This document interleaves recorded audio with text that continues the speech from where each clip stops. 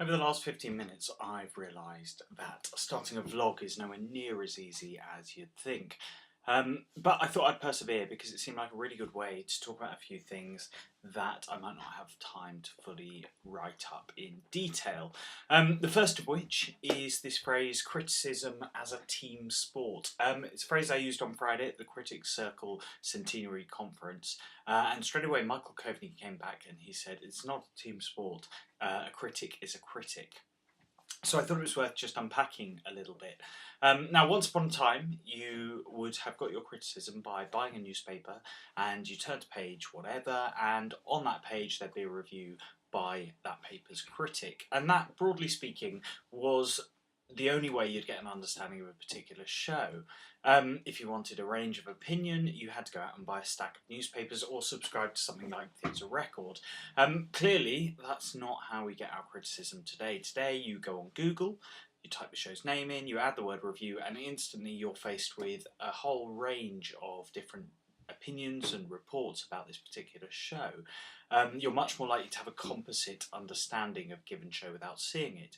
Now, at the simplest level, that means you can understand if a show is one that Quentin Letts liked and Lyn Gardner didn't, say, if it's a show that got mostly 3-star reviews with the occasional 4, or whether it's a show that split the critics, blah blah blah.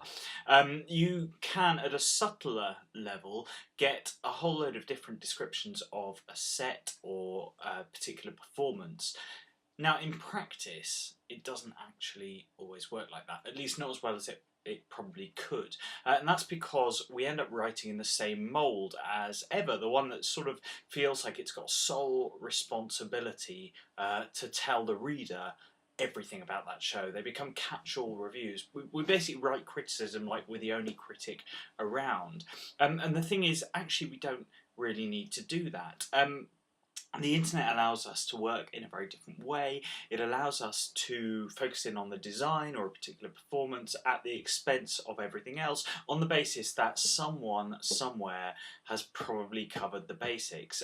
Or it allows us to come in with a very particular argument on a specific moment of detail within the plot, because we know that someone somewhere has probably written up a synopsis and someone else has probably covered the socio-economic relevance of a particular project. Or, you know, we can come in and admit our own biases on something because we know that someone else is probably coming from exactly the opposite starting point. We can even start talking to each other's reviews because we don't have to pretend like we're the only ones writing. So the moment you get to this point, you start to realise that the more we treat criticism as a team sport, ironically, the more individual and hopefully interesting it allows our reviews to become.